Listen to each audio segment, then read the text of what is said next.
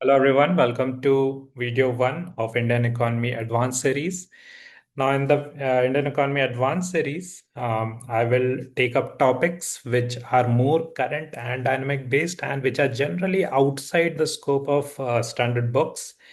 Now this video is titled Understanding Indian Economy. Now, since these videos are more advanced, I will give reading recommendations for each video. So the reading recommendation for this video is Chapter 2 of Indian Economy Handbook, which is National Income Accounting. Okay, let's move forward. Now, we start with this formula of calculating the GDP from the expenditure side, which is GDP is the total expenditure on consumption, on investment, on government spending, and the net export, which is export minus import. Okay, so GDP is equal to C plus I plus G plus X minus M. I hope all of you know this formula. Now, you'll see that as economies grow and as economies mature, there is a shift from the economies being predominantly dependent on consumption to a more investment-driven economy, right? Now, to understand this, we have to understand the behavior of the households in any economy. Okay, so suppose this is an economy at a very early stage. The households are not very prosperous, not very rich. In this case, an average household, suppose there is an average household with a monthly income of 10,000 rupees. Okay. Now, these 10,000 rupee generally goes to fulfill the basic needs of the family, and there is very little saving that the family is doing, right? Now, if you give this average family an additional income, an average household, the additional income of 1,000 rupee. So maybe out of that 1,000 rupee, the family will spend 80%, around 800 rupee on consumption, and then maybe another 20% of this additional 1,000 rupee, around 200 rupee, will be saved. Okay, so the consumption is higher and the saving is lower as a percentage of total income. Now, as the economies grow, the households will prosper, the households will get rich. Now, suppose there is a richer household with a monthly income of 1 lakh rupee. Now, with 1 lakh rupee, the most of the basic needs of the family is fulfilled. They also have significant savings that they are able to do.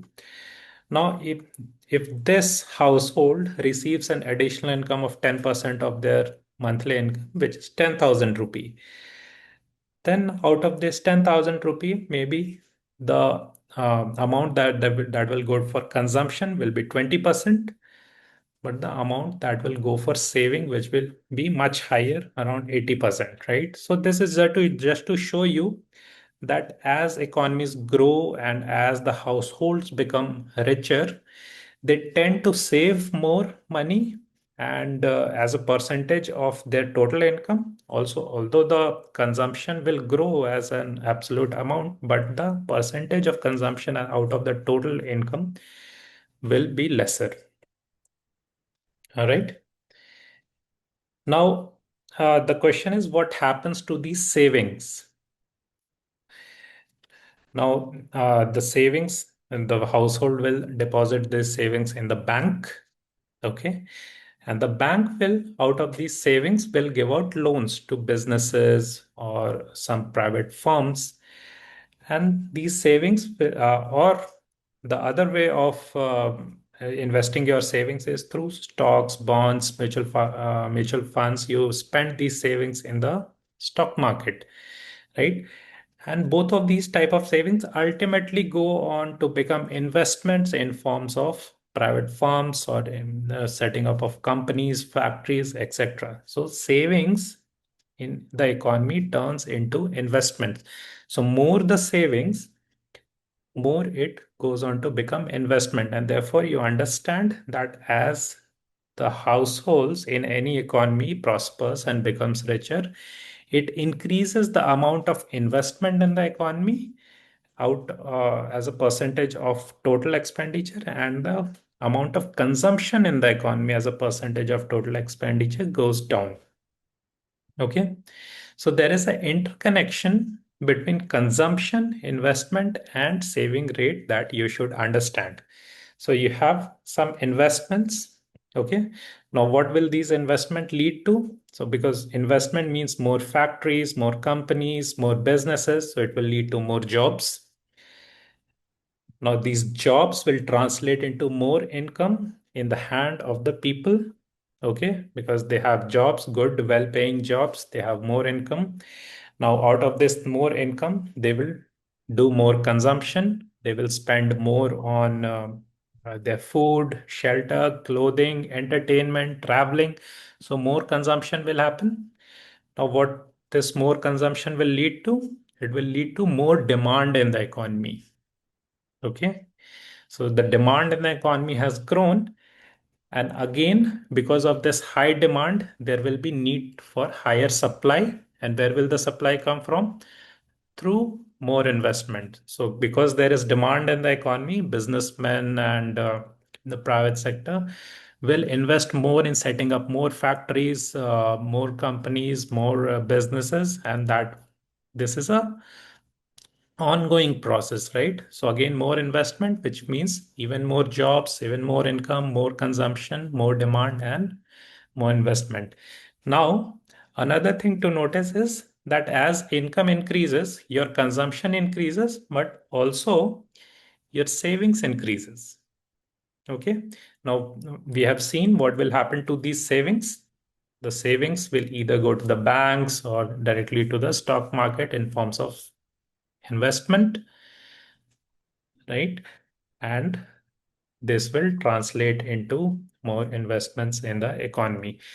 So that is the interconnection between consumption, investment, and savings rate. More investment means more consumption, and then more consumptions ultimately leads to more investment. At the same time, savings is also going to increase, and more savings is again going to translate into more investment. So there has to be a balance between consumption, investment, and savings rate. Now, if we look at the journey of India from independence to the present day, you will notice this direct correlation between savings and investment. So here you can see that the black line is total gross domestic saving, and the blue line is total gross fixed capital formation, which is a measure of investment in the economy. Now, at the time of independence, India was a poorer country, therefore the savings was low. Most of the expenditure was done in consumption. Savings were low, and therefore the investments in the company was also low. Now, investment is important for any country because investment leads to increase in productivity of that country, right? And unless until the country is more productive and the country is able to produce more goods and services, the economy is not going to grow. So as the savings increased, as the incomes of the household increased, their savings increased, you also see there is an increase in investments. Okay. Right around this period, you see it reached to a peak of around 35%. This was the period of the recession, Great Recession 2008. And after that, we do notice a slight decrease in savings and investments because of the recession that happened in 2008. Many people lost their jobs and their incomes decreased, so their savings decreased, and overall, the uh, environment for investment was not that much, but again this has picked up. Okay, so that is what we notice how our country has evolved. Now, if we see the various components of GDP, and we have already discussed that GDP is equal to consumption plus investment plus government spending plus net exports, which is exports minus imports. All right. Now, here we see that at the time of independence, India was predominantly a consumption-based economy. In fact, the consumption was very high, almost 75%, above 80% of the GDP consisted of only consumption, whereas your investment, government spending, even exports and imports, because India was a closed economy. So the foreign trade was not very high, was in fact very low, and even the government spending, because the country was not very rich, the country was poor. So even the government did not have that much money at hand. And overall, the investment was also low because the savings of the households were low, and the savings was not translating into investment. Okay. But as we move forward in time, you see that the percentage of consumption as a total of GDP has been decreasing. Okay. And that is because the households have been prospering, the households are becoming richer, their annual income is increasing, and this has led to increase in their savings, which is translating into investment. So you see that the investment has been increasing. The percentage of government spending generally remains around 10 to 12% level, so that has remained stable. But you'll see that there has been an increase in exports and imports of the country, particularly after 1991. So 1991 was the year when India shifted from being a closed economy to an open economy through the LPG reforms, through its liberalization, privatization, and globalization reforms. So right around this time, before this time, you'll see that the trade, exports and imports of India was very low. But after this, it has increased. Okay. But even though it has increased, India has been always importing more than it has been exporting. And therefore, the net impact of this X minus M has been a net negative, although they more or less cancel each other out. Okay. But the major shift that you see, that our uh, dependence on consumption has decreased, and at the same time the role of investment in the economy has increased, so which is a good thing, because more investment in the economy will translate to more production capacity of the economy, and also the ability to cater to uh, the demands in the economy. So that is good for the growth of the economy. At present, you'll see that consumption still accounts for around 55 to 60% of GDP. So even to this date, India remains predominantly a consumption-based economy, but the role of consumption has decreased, and it is right now around 55 to 60% of GDP. The role of investment in the economy has increased from earlier less than 20% to right now it is around 33% or 33 to 35% of GDP. Okay. The role of government spending generally remains around 10 to 12% of GDP. Some years it may go up if there is some crisis like the COVID-19 crisis, which requires more government spending, but it remains around 10 to 12% of the GDP. Although the role of exports and imports has increased, and they are around 25% of the GDP, but they generally cancel each other out because the export is added and the import is subtracted from the calculation of GDP. All right. So this was very important to understand what has been the journey of the different components, the role of different components of the GDP in the overall calculation of GDP. So the current status is India is still predominantly dependent on consumption, which accounts for 55 to 60% of the GDP, but the role of investment has also been increasing. Okay. Now that we understand this, let's try to understand what are the different factors which has been driving consumption in India. Okay. The first one is the rising middle class. The rising middle class, I have already explained that the incomes of the households in India has been increasing. Now, more income will directly lead to more consumption as an absolute amount. So, more consumption will lead to more demand.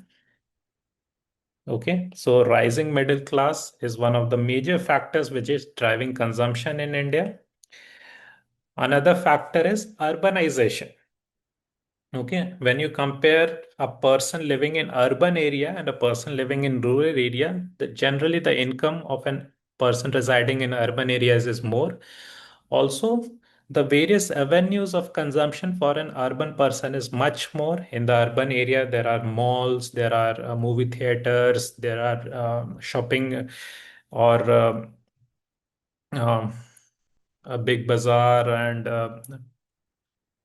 lots of ways to do consumption, lots of travel, right? So in the urban areas, generally the consumption of an average person is much more than a person residing in a rural area.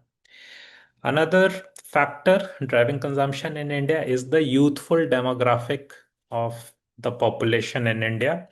I think the median age of the person of India is 28.5 years, which is a very young population.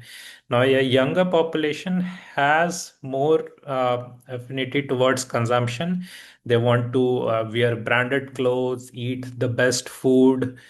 They want to drive luxury vehicles. They travel a lot, spend a lot on entertainment or cosmetics. So, these are all the things that are driving consumption in India. Next factor is access to credit. Okay, nowadays the credit card is very easily accessible. You can uh, go to a bank and just apply and get a credit card. And through that, even though currently you may not have the money to pay for certain things, you are still able to buy many uh, luxury products on credit. Okay, so because of this easy access of loans and easy access of credit, you are able to spend more than you earn, and this is leading to consumption, more consumption in India. How much sustainable it is another question that we'll deal with, but right now access to credit is one of the big factors which is leading to more consumption in India. Next factor is technology advancement, right? Now, because of technology, you have your various apps, various e-commerce platforms, which has made it easier for you to consume things, right? If you want to buy even vegetables or fruits, you can open an app and go to Blinkit or go to Zepto and buy vegetables. You want to buy some clothes for you, you can go to Mintra, you can go to other apps. If you want to buy something else, there is Amazon, there is Flipkart. So because of the tech advancement and also easy payment options through digital payment, you are able to consume much more than what you would have been at maybe 10 years or 20 years ago. Okay. Next, very important factor is digital payment systems. Now that you don't have to carry cash everywhere, it increases your chance to do more consumption because you don't really feel money going out of your hand when you do a digital payment through your UPI or through your credit or debit cards. Right? So, because of digital payment, the friction between buyers and sellers has decreased, and this has led to more consumption in the country. Another factor is various government schemes that the government is running. For example, the Jan Dhan Yojana has brought bank accounts and debit cards to every household in India. Many people now have access to various e-commerce platforms, various ways of doing more consumption through because of these government schemes. Okay. Then there is direct benefit transfer. The government is transferring maybe the subsidy amount or benefits to directly to the beneficiaries. Okay, so a farmer is directly receiving money from the government, and then that farmer can spend that money to buy seeds, to buy fertilizers, and this is leading to more and more consumption in the economy. Another factor is there has been a change in consumer preferences. Now, an average consumer, maybe an urban young consumer in India, wants to wear branded clothes, want to eat in the uh, chain stores like McDonald's or Burger King or Pizza Hut, right? Want to drive the best cars, and there is more awareness of the brand, and these branded products are priced a little higher than the generic products, and this has led to more consumption. And there is also the social media influence. Everyone is on social media. There are many social media influencers, and they advertise various products, various goods, and because of that, more consumption is happening. So these are the various factors you see that are driving consumption in India, and therefore, one of the reason for India continuously growing at a very high speed is because there is high consumption and more demand for goods and services in India. All right. Now let's see what are the various factors driving investment in India, right? Because investment in India has also been growing and growing at a pretty fast pace, because for higher consumption, you also have to keep up with the supply. And where is the supply going to come from? Only when there is higher investment in India. So what are the various factors that are driving investment in India? Number one, we have already discussed increase in savings. Now, this increased savings is going to either get deposited in the banks or getting investment in the stock markets. And then ultimately that will end in the hands of the businessman or the um, private firms, and they will set up more factories, more companies, more businesses, more shops, and that will lead to more investment. Okay. Second, and a very important factor, is the stable macroeconomic environment of India. Now, India, despite all the volatility that is going on around the world, there are many wars happening. There are large economies which have become very volatile, like the US economy or even the Chinese economy. Amidst that, the Indian economy has remained very stable. The RBI and the government of India has done a pretty good job of maintaining a stable exchange rate, stable inflation, and overall a very high growth economy. And because of this, even the domestic investors feel much more confident of depositing their money in the bank or investing in the stock market. And even the foreign investors want to benefit from the high growth story of Indian economy, and therefore they are also investing in the Indian economy. So the stable macroeconomic environment is leading to more investment in India. Next is government capital expenditure. Every year during the annual budget, you will see that the government keeps aside a large chunk of their total budget for capital expenditure. Now, this capital expenditure is spent on building infrastructure in the country, more roads, more railways, airports, ports, more hospitals, more schools. Now, these things increases the productive capacity of the economy, leading to more, even it also crowds in more private investment, because if the government is building a road, then there is a need for a petrol pump, there is a need for rest houses, hotels, restaurants alongside that road. So it also crowds in private investment. All right. Next is increasing foreign direct investment in the country. So because of these earlier factors like a stable macroeconomic environment and also very high growth rate of GDP that the Indian economy is experiencing, a lot of foreign investors also want to invest in our country because they will expect higher returns. Okay, so because of this factor, the FDI is also increasing. Then the government has also made effort to improve the ease of doing business in India. Okay. Now, because of this improved ease of doing business, now more businesses are more eager to invest money in the economy. Next is access to capital. You'll see that the loan taking of loans has become easier in India. In fact, if you want to take a loan for your personal consumption or for some small businesses, you don't even have to visit the bank branch. You can just have your app and you can get your account KYC,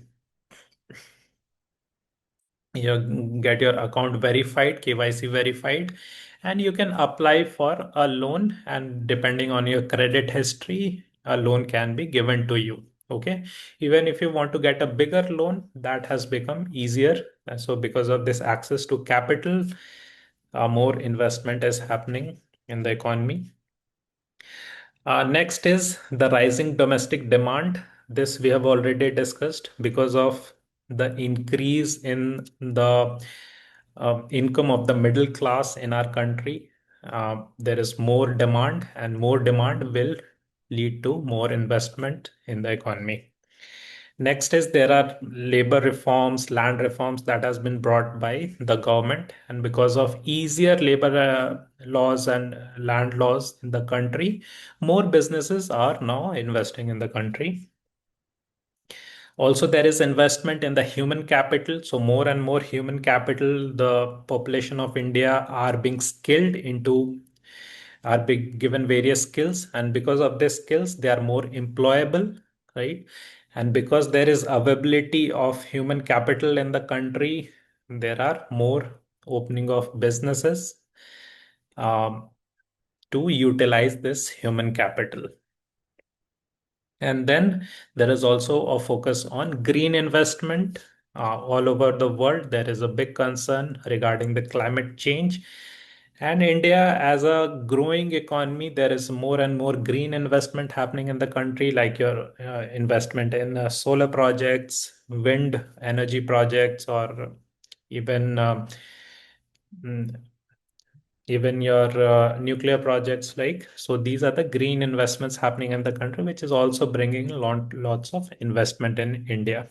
So these are the various factors that are driving investment in the country. Now, another way of looking at the GDP of the country is through observing the contributions of various sectors to the GDP. Now, we already know that the economy is majorly divided into three broad sectors, that is agriculture, industry, and services. Now, when the economy is at an early stage, at a nascent stage, then agriculture is the dominant sector of the economy. It contributes the most to the GDP. Now, this is because agriculture is important for sustenance. Also, the skill required for engaging in agriculture activity is much lower as compared to the industrial sector or the services sector. So, agriculture contributes the most. Now, as economies grow, the industry sector becomes the dominant sector. Now, this is because the need for production of goods and services increases, and therefore industry becomes important. Also, there is growing need for more job creation, which is done by industry, and therefore industry becomes the dominant sector. And we see that as the economy matures, the economy moves from agriculture to industry to the services sector becoming the dominant sector. And because there is requirement for more services, more specialized services, and therefore services becomes the dominant sector. Now here there is a graph. This is the graph of sectoral contributions to gross value added of the country. Now, GVA is just a substitute used for GDP. So we can say that these are the sectoral contributions to GDP of the country. Now, here there is a pattern that we can observe. The black line is the contribution of agriculture. Now, at the time of independence, you can see that agriculture contributed around 65% to the GDP of the country. But its contribution with time has decreased, and this is in line with the trend observed in many other nations also. Generally, the agriculture is the dominant sector when an economy is at an early stage, but as the economy matures, the contributions of agriculture do decrease to a very large extent. So that has been observed in the Indian economy too. Currently, agriculture contributes around 16 to 17% of the GDP. Now, with respect to industry, and that is the blue line, we see that the contribution of industry at the time of independence was very less, around 10%, 8 to 10%. Now, this is important because at the time of independence, India was not a highly industrialized economy because of the various policies that was adopted by the British before independence. But with time, with the 5 year plans and subsequently after the LPG reforms, the contribution of the industrial sector has improved. But one thing that you will notice here that that industry never became the dominant sector of the economy. Okay, the dominant sector has always been, first it was the agriculture, and then the services has become the dominant sector. And that phase of economy when industry becomes the dominant sector, as has been observed in other countries like the European countries around the time of industrial revolution, or the Asian countries like China or Japan, the industry in India has not become dominant. So that is a very uniquely Indian phenomena. So we see that the contribution of industry has increased from 8 to 10% at the time of independence to currently around 28 to 30%. India right now is majorly driven by the services sector. So the services sector's contribution at the time of independence was still around 25 to 26%, which has increased to around 55 to 56% now. Now, in this another graph, we observe the workforce distributions across different economic sectors. So we see that initially the workforce involved in agriculture was much higher. Around 72% of the total workforce was involved in agriculture, as is expected of an early stage economy. Now, with declining contribution of agriculture to the GDP of the country, the workforce involved in agriculture has also decreased. But you would notice that the rate of decline of workforce is not equivalent to the rate of decline of agriculture's contribution to GDP. So even to this day, around 45 to 46% of the workforce is involved in agriculture. So in agriculture, you see that 46% of workforce are involved, but it is only contributing around maybe 17% of GDP. Okay. And this really gives us some conclusions that the productivity of our agriculture sector is very low. Also, there is high incidence of disguised unemployment in agriculture. So the agriculture sector is employing people which are not regularly really required in the agriculture sector. They may move out to the industrial sector or the services sector. Okay. Similarly, if we see the trend of industry and services, then the workforce involved in these sectors has increased, although not at a rate at which we would like. Okay. So still to date, around 46% of workforce involved in agriculture, around 30%, 29 to 30% in services, and then around 25 to 26% in industry. Now, this is the graph of the GDP of India. Now we see that the GDP of India has increased almost at an exponential rate. This is important because right now India is the fastest growing large economy. In the terms of rate of increase of GDP, we have surpassed even China. Okay. Currently, if we see our GDP in financial year 2024-25 is $3.94 trillion. This is as per the IMF World Economic Outlook report. The prediction is that by the end of this financial year, by the end of financial year 2025-26, we will become a $4 trillion economy. We will reach a GDP of 4.19 trillion, and we will even surpass Japan and become the fourth largest economy in the world. So currently, we are the fifth largest economy in the world.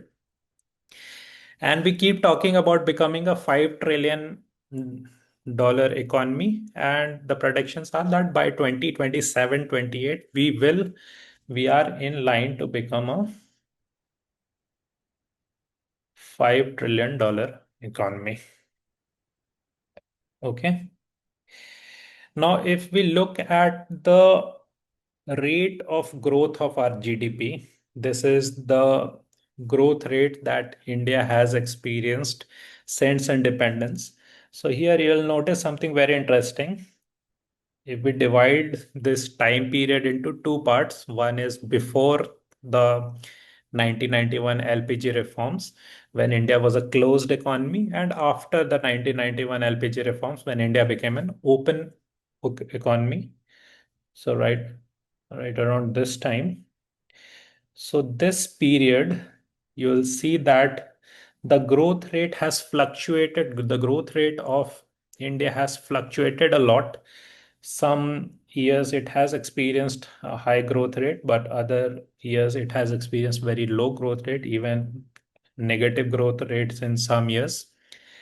And on an average, during this period, the growth rate of India was around 3 to 4%. Okay. And this has been infamously called as the Hindu rate of growth.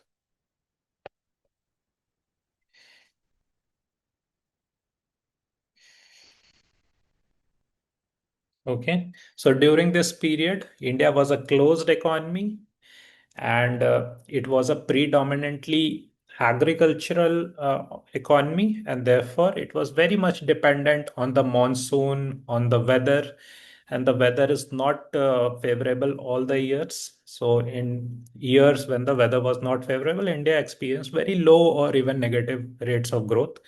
In other years, it experienced high rates of growth, and therefore that is the story of India pre 1991 LPG reforms. After 1991, you'll see during this period, India has consistently experienced very high rates of growth. Obviously, there are some fluctuations which also depends on various global events also or local events. But more or less, India has experienced very high rates of growth. And in fact, India today is the fastest growing large economy in the world. The outliers, of course, are this year was the COVID year, 2020, 21, and maybe some low growths during the recessions of 2008. Other than that, consistently, India has achieved very high rates of growth. Now, if we compare the Indian economy to other major economies of the world, we'll see that the largest economy of the world is, of course, USA with a GDP of 30.5 trillion US dollars. At number two is China with a GDP of 19.2 US trillion dollars, trillion US dollars. So 30.5, then China is number two at 19.2. Then third is Germany at 4.7 trillion US dollars. And at fourth number, now this is right now not official, but at the end of this financial year, so this financial year 2025-26, India will surpass Japan and become the fourth largest economy with a GDP of 4.19 trillion US dollars. Then at fifth number is Japan with with GDP of 4.1 trillion US dollars. And in the sixth number is United Kingdom with GDP of 3.8 trillion US dollars. So you can see that where India stands among the large economies at the world, it is currently at number four.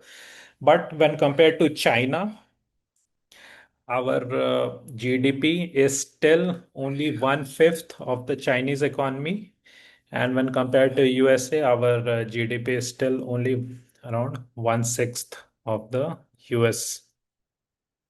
One even in fact even less, one seventh of the US economy. Okay, so in this graph you can notice the stark difference between USA, China, and then these countries. India is on path to become the third largest economy, so it is in time going to surpass Germany also, because the rate of growth of GDP of Germany is much less than India. India is growing at a faster rate. So it will surpass Germany, but it will remain much behind US economy and the Chinese economy. Okay. So till now we have talked about the history of Indian economy. We looked at the trends with respect to India's GDP. We have also discussed what are the things that are driving consumption in the economy? What are the things that are driving investment in the economy? We have also done a comparison of India with other major economies. But going forward, what is the goal of the Indian economy? And that has been articulated with the vision of Viksit Bharat, right? So our government has envisioned a Viksit Bharat by 2047. So 2047 will be the 100th year of our independence, and by that year, we want to become a developed country. Now, what are the various factors that are going to drive India towards this status of a developed country, or drive India towards Viksit Bharat? The first one is demographic dividend. Now, India is a predominantly young country with a median age of 28.5 years. Now, this gives a very special window of opportunity to India, because the working population, the ratio of working population is going to be much higher than the ratio of dependent population, that is the children and the elderly, right? So which means that the income is going to be higher, and also the savings rate is going to be higher, which is going to translate into investment in the country. So this demographic dividend is a great opportunity. Obviously, this will only help India when this youth population are skilled, and also they are provided employment. Okay. So demographic dividend is a big thing that we are banking on, which will propel in India and take India to the status of a developed nation. Second is skilling is very important. Demographic dividend will fail. It will become a demographic disaster if we don't provide skills to the workforce that is entering uh, the job market, right? So skill has to be provided, meaningful skill, which are in demand in the industry, in demand in different sectors. So those skills has to be provided to the people. Then another important factor is artificial intelligence. Now, today is the world of artificial intelligence. In fact, artificial intelligence is not disrupting the job market. It is making impacts in almost all the sectors of the economy. And therefore, if India wants to become a Viksit Bharat, it will have to leverage all the things that artificial intelligence has to provide, or the artificial intelligence has to offer. Okay. The next important factor is savings. Now, our savings, in fact, we achieved a savings rate of 32 to 33%. But we have noticed that since the 2008 economic recession, the savings rate has started declining. People have started saving much lesser amount. Now, this has to change. We must encourage more saving because more saving is going to translate into more investment in the economy. So, as the Indian population prospers, as the household's income increases, they must also save more to invest more in the economy. Then the next important factor is productivity. The productivity of the Indian economy is much less in comparison to some of the developed European countries or USA, China, Japan, right? So we must aspire to become more productive. Now, this productivity will happen only when there is a skilled workforce in combination with more ease of doing business and more favorable policies for businesses to flourish. The next important factor is infrastructure development. The productivity of any economy depends on the quality of infrastructure that economy possesses.